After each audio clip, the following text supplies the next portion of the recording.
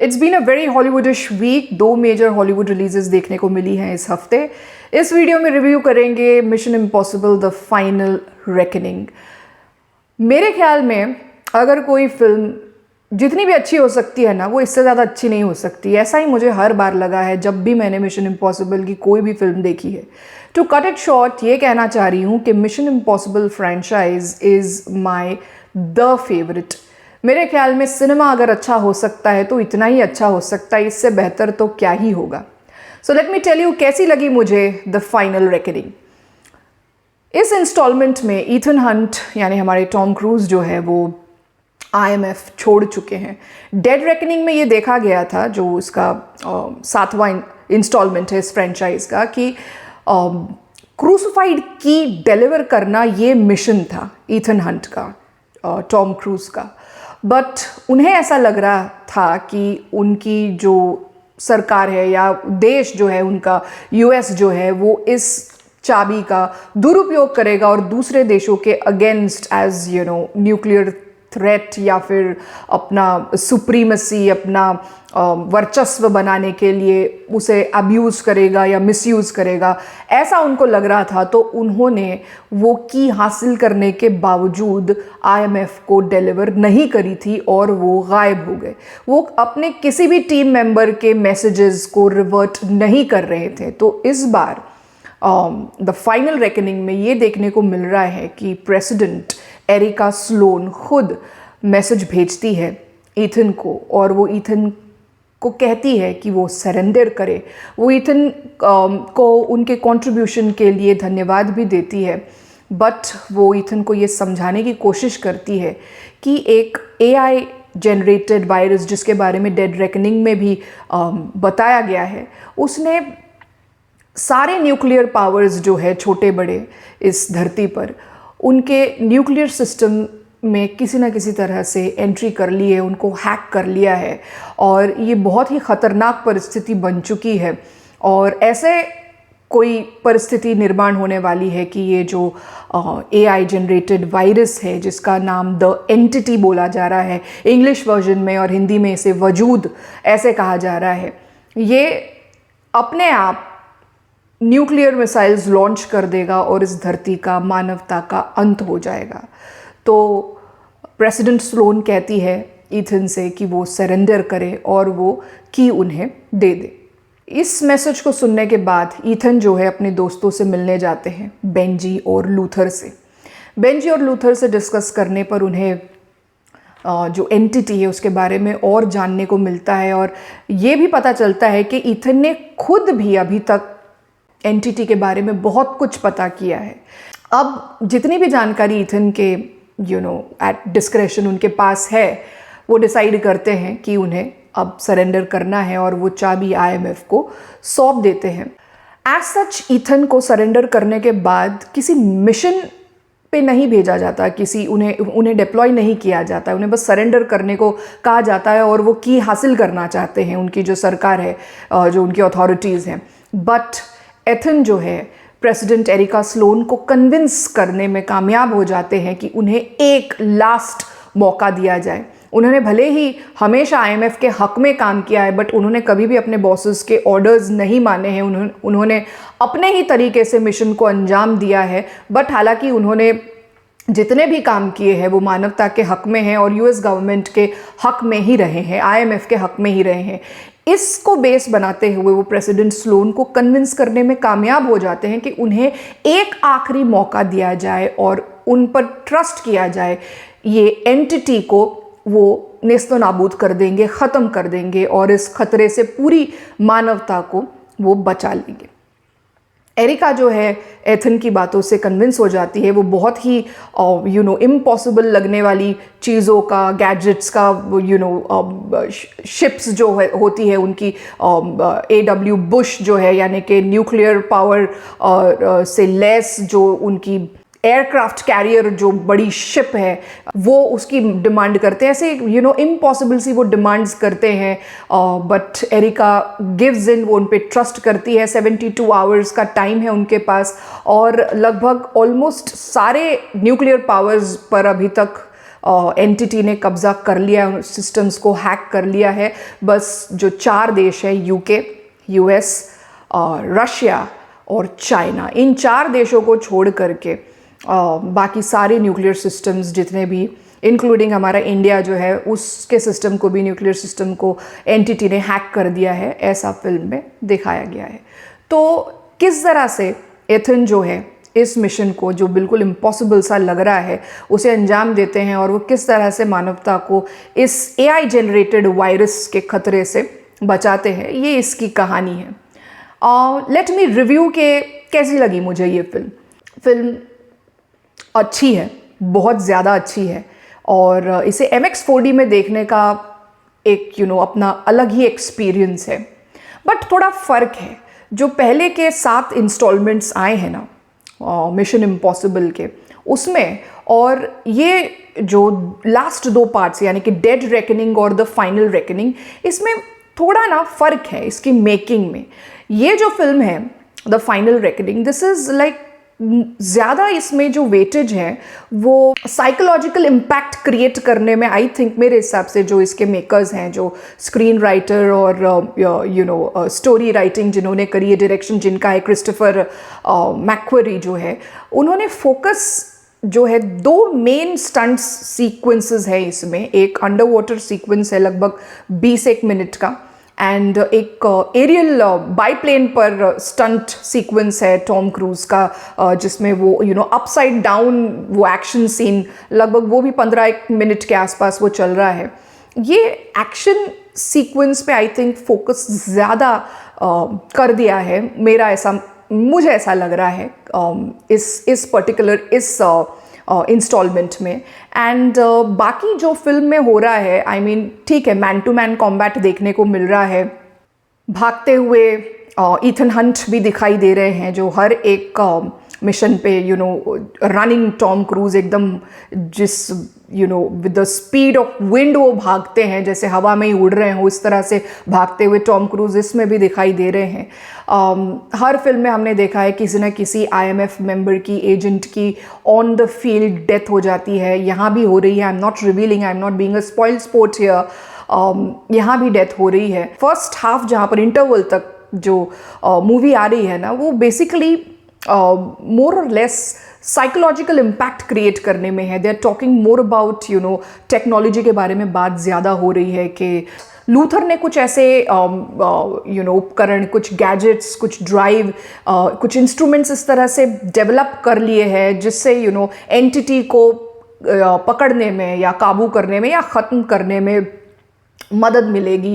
And they talking about different gadgets and systems, solar system की बात हो रही है और किस तरह से एक जिन को कैप्चर किया जाता है। यानी पुरानी दंत कथाओं में जो सुना गया है कि किस तरह से इस राक्षस को पकड़ा जाए और कौन सी ड्राइव में पकड़ा जाए, बट देन उसको टेक्नोलॉजिकल एस्पेक्ट दे करके इस तरह से एक psychological pressure and more of technological talk के थ्रू एक स्टोरी जो नैरेटिव है उसको क्रिएट करने की कोशिश करी हुई है।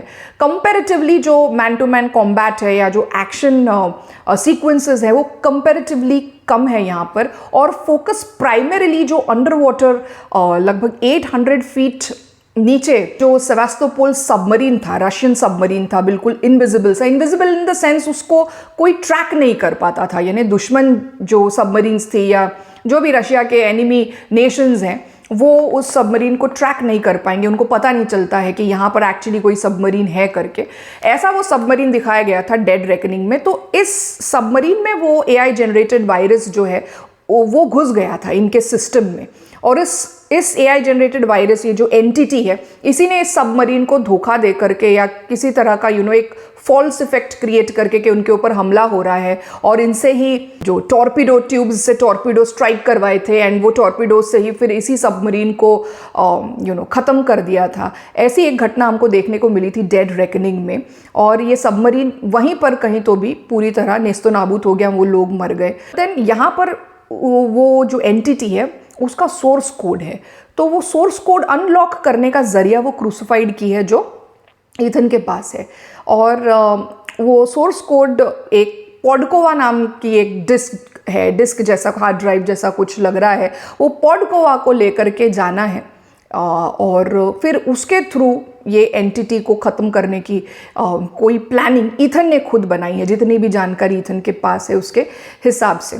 तो ये जो 2 एक्शन सीक्वेंसेस हैं, एक 800 फीट अंडर वाटर जो सेवास्तोपोल सबमरीन में से पॉडकोवा निकालते हैं यूजिंग द क्रूसिफाइड की, एथन जब निकालते हैं इसको, वो वाला sequence, and in the climax of the movie जो बाईप्लेन में अपसाइड डाउन जिस तरह से वो गेब्रियल एक्चुअली को चेज करना है, क्योंकि उसको डेड रेकनिंग में हमने देखा था कि गेब्रियल को एंटिटी ने अपना एजेंट बनाया हुआ है एंड ही इज़ एवरीवेयर, जहाँ जहाँ एंटिटी के बिहाफ पे वो काम कर रहा है ऐसे पता चल रहा था। बट देन यहाँ पर एंटिटी ने उसे निकाल दिया है एंड बट जो प्लान है ईथन का वो गेब्रियल को चेज करना है, क्योंकि गेब्रियल के थ्रू ही एंटिटी को पकड़ा जा सकता है या कैप्चर किया जा सकता है, ख़त्म किया जा सकता है। तो गेब्रियल के साथ जो क्लाइमैक्स में बाईप्लेन पर एक बहुत ही ज़बरदस्त एक्शन सीक्वेंस है, वो उस पर, और ये अंडर वाटर जो सीक्वेंस है, इस पर मेजर फोकस मेरे हिसाब से मेकर्स ने दिया है। बट नेवरदलेस भागते हुए टॉम क्रूज इस बार वेस्टमिंस्टर ब्रिज पर वो भाग रहे हैं। डेफिनेटली वो एक देखने लायक, बहुत देखने लायक चीज़ है when he is running on that Westminster bridge. And ये जो 2 एक्शन सीक्वेंसेस मैंने आपको बताए हैं वो स्वालबर्ड जैसी लोकेशंस पर शूटिंग करी गई है, जहाँ पर लोग जाने की सोच भी नहीं सकते हैं, लाइक -40 डिग्री सेल्सियस में शूट किया हुआ है। सो वो भी बहुत दिलचस्प है एंड देखने लायक है। तो अभी अगर मैं कंपेयर करूँ जो पिछली 7 इंस्टॉलमेंट्स हैं इस फ्रेंचाइज की, उनको, और पर्टिकुलरली इस 8वें इंस्टॉलमेंट को, तो मुझे लगता है एज अ होल मूवी अगर हम बात करें, उसका जो कहानी है, जो मिशन है, और जो इमोशनल इम्पैक्ट भी है उसका, including all the wonderful breathtaking action sequences जो हमको हर एक इंस्टॉलमेंट में देखने को मिले हैं, उसके कंपैरिजन में जो इमोशन वाला जो हिस्सा है, या ओवरऑल जो मूवी का एक इम्पैक्ट इमोशन के थ्रू जो होता है, वो यहाँ पर कंपैरेटिवली कम है। The major focus is coming on these 2 sequences जो मैंने आपको बताए हैं उनके ऊपर है, and there is more of technological जो बातें हैं वो ज़्यादा है, साइकोलॉजिकल इम्पैक्ट क्रिएट करने की कोशिश ज़्यादा करी हुई है मेकर्स ने। बट पर्सनली मेरी ओपिनियन में, मेरे पर्सपेक्टिव में, जो पहले अगर हम होल मूवी की बात करें, तो जो पहली 4 फिल्में हैं जो एक दूसरे से बिल्कुल इंडिविजुअल थी, उनका कोई रिलेशन नहीं था एज सच एक दूसरे के साथ, तो जो पहले 4 इंस्टॉलमेंट्स हैं ना, 1, 2, 3 and then that ghost protocol, ये मुझे सबसे ज़्यादा अच्छे लगते हैं। आई एम नॉट सेइंग कि बाकी के खराब है, बट कंपेरेटिवली वो मुझे सबसे ज़्यादा अच्छे लगते हैं। That is what I am trying to say. And जब से क्रिस्टोफर मैक्वारी ने ओवरटेक किया है जो डायरेक्शन है और राइटिंग वाला जो हिस्सा है उसको, I think he is more focused on ज़बरदस्त एक्शन सीक्वेंसेस पे उनका फोकस ज़्यादा है compare to the emotional part of it. तो ये एक फ़र्क देखने को मिल रहा है जब से क्रिस्टोफर मैक्वारी इस वो इस फ्रेंचाइज की इंस्टॉलमेंट्स को, आई थिंक रोग नेशन ऑनवर्ड्स उन्होंने डायरेक्शन संभाला है। सो वहाँ से ये एक फ़र्क मुझे देखने को मिल रहा है। एंड एक और फ़र्क बाकी के इंस्टॉलमेंट्स में और द फाइनल रेकनिंग में मैं ये कह सकती हूँ कि कोई भी इंस्टॉलमेंट एक दूसरे से रिलेटेड नहीं था, सारे के सारे इंडिपेंडेंट थे, एक्सेप्ट फॉर ये द फाइनल रेकनिंग और जो हमने 7वां इंस्टॉलमेंट देखा था डेड रेकनिंग। ये 2 एक दूसरे से जुड़े हुए हैं। तो मेरे ख्याल में अगर आप देखने जाएंगे, अगर आपके पास समय है तो सातों के सातों देख करके चले जाए। अगर आपने अभी तक नहीं देखा है, आपको नहीं पता है मिशन इम्पॉसिबल क्या है, आई डोंट थिंक सो ऐसा कोई इंसान होगा एक्चुअली, बट अगर आपको नहीं पता है तो ये सातों के सातों अगर समय है तो देख करके जाइए, नहीं तो कम से कम डेड रेकनिंग आप ज़रूर देख के जाए। इंडिया में ये फिल्म, जापान और इंडिया में ये जल्दी रिलीज़ हो गई है, 17 मई को रिलीज़ हुई है, यूएस में 23 को होने वाली है। प्रीमियर ज़रूर इसका हो गया है कल रात को। पैरामाउंट पिक्चर्स है वो यूट्यूब पर लाइव स्ट्रीम भी कर रहे हैं, सातों के सातों इंस्टॉलमेंट्स एक्चुअली लाइव स्ट्रीम हो रहे हैं, तो आप वहाँ भी इसको देख सकते हैं। इस बार स्टोरी एंड स्क्रीन प्ले में क्रिस्टोफर मैक्क्वारी के साथ में एरिक जेंडरसन ने उनका साथ दिया है। सो एज अ टीम उन दोनों ने स्टोरी और स्क्रीन प्ले को हैंडल किया है। प्रोड्यूसर टॉम क्रूज तो होते ही है बस, बट इस बार जो डायरेक्टर है क्रिस्टोफर मैक्क्वारी वो भी इस फिल्म के प्रोड्यूसर्स में शामिल हैं। दोनों ने मिल करके, टॉम क्रूज और मैक्यू ने मिल करके इसको प्रोड्यूस किया है। फ्रांसी टागाट की सिनेमाटोग्राफी है एंड सिनेमाटोग्राफी पे इज़ अनक्वेश्चनेबल, बहुत अच्छी है। बस जैसा मैंने बताया थोड़ा इमोशनल इम्पैक्ट कम फील होता है इस फिल्म का। येस, एंड 2 डाउन्स है इस फिल्म में। म्यूज़िक बिल्कुल भी मुझे अच्छा नहीं लगा है, बिल्कुल भी नहीं। म्यूज़िक इस बार मैक्स आरुज और एल्फी गॉडफ्रे ने दिया है और ये बैकग्राउंड स्कोर इस फिल्म को किल कर रहा है। मेरा बिल्कुल ऐसा ही मानना है, जो मेरे राय में तो यही हो रहा है। So I do not like the music at all. Mission Impossible franchise की सारी इंस्टॉलमेंट्स का जो म्यूज़िक रहा है उस फिल्म की धड़कन रहा है, बट यहाँ पर म्यूज़िक इज़ एक्चुअली बहुत ही ऐसे लग रहा है जैसे एक तो कोई अनहोनी घटना घटने से पहले कोई मनहूसियत छा रही है, वैसा वाला बैकग्राउंड स्कोर एक तो फील हो रहा है। और या तो फिर जब वो मनहूसियत हट गई है, दूर हो गई है, तो उसके बाद एक स्पिरिचुअल फील देने के लिए कोई एक म्यूज़िक बजाया गया है। ऐसा मुझे बैकग्राउंड म्यूज़िक मोस्टली ऐसा बज रहा है। कहीं कहीं पर उसमें पीक्स आ रहे हैं, I mean I am not talking about those, but majorly music जो है, बैकग्राउंड स्कोर जो है बाय दीज 2 पीपल, मुझे बिल्कुल अच्छा नहीं लग रहा है। एक और डाउन जो इस फिल्म में है, एक्ट्रेस हैली एटवेल। मुझे मिशन इम्पॉसिबल फ्रेंचाइज में सबसे ज़्यादा वीक लिंक लग रहा है इनका एक डेड एक्सप्रेशन, कंटिन्यूस एक similar kind of dead expression है इनके चेहरे पर। वो डेड रेकनिंग से पता चल रहा है, वो भी एक स्ट्राइक आउट हो रहा है, बहुत ही ऑड लग रहा है वो। सो ये 2 डाउन्स मुझे इस फिल्म में देखने को मिल रहे हैं। So this is my review on the final reckoning mission impossible. But I am not saying the film is bad, of course not, ये बैड हो ही नहीं सकती है, बट ये फ़र्क है compared to the other installments जो हमने देखे हैं। It's a complete thumbs up for this movie. इसको आप बिल्कुल जा करके देखिए। देखने के इसके 4 ऑप्शंस है, 4DX है, MX 4D है, IMAX 2D है एंड देन अपना नॉर्मल 2D भी है। अब 4DX और MX 4D में अगर आपको ज़्यादा इमर्सिव एक्सपीरियंस चाहिए then go opt for MX 4D।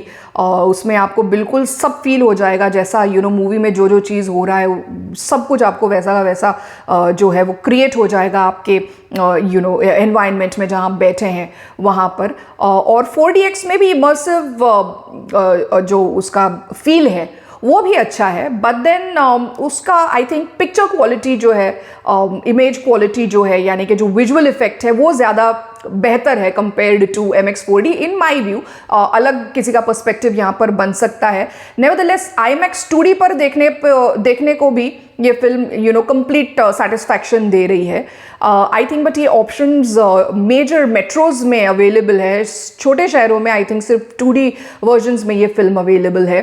So guys, thumbs up for the final reckoning.